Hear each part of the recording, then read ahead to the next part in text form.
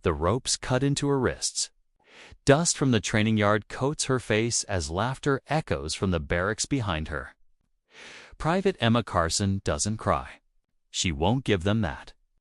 But when the black SUV rolls through the gates, its tinted windows catching the desert sun, her breath catches. The door opens, and the man who steps out wears stars that make grown soldiers tremble.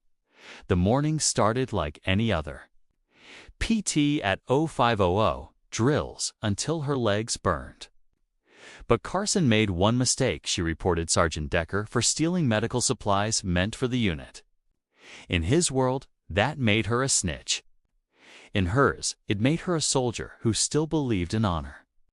3 hours ago, Decker's crew dragged her to the pole outside the mess hall. "Let's see how quiet you stay now," he sneered, tying the knots tight enough to bruise. The entire platoon walked past. Some stared. Most looked away. But nobody stopped it. The general's boots crunch against gravel.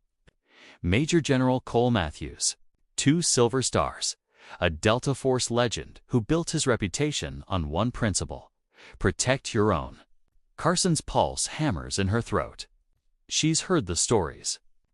The commander who once drove 16 hours to attend a corporal's daughter's funeral. The operator who personally court-martialed an officer for covering up assault. He stops 10 feet away. His eyes steel gray and unblinking scan her, then shift to the barracks. Who did this? It's not a question. Sergeant Decker emerges, confidence dripping from his swagger. "Sir, Private Carson was being disciplined for. I asked who tied these ropes." Decker's jaw tightens. "I gave the order, sir." She needed to learn Matthews' moves like a viper. One step forward. Decker flinches. "You tied a United States soldier to a pole like livestock. In front of her unit?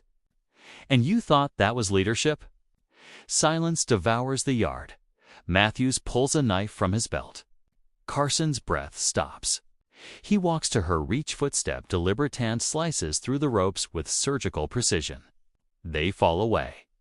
Her wrists scream with returning blood flow, but she stands tall, doesn't rub them. Doesn't move. Private Carson. His voice drops. "Why didn't you fight back?" She meets his gaze. "Because soldiers follow the chain of command, sir." Even when it's broken, something flickers across his face. Respect. He turns to face the platoon, now gathered in formation. "This private did what most of you were too weak to do." She reported a crime. And for that, she was tortured by the very people sworn to stand beside her. He steps closer to Decker.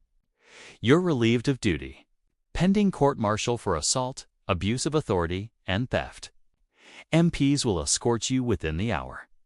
Decker's face drains white. Matthews looks back at Carson. "You report to my office at 0700 tomorrow.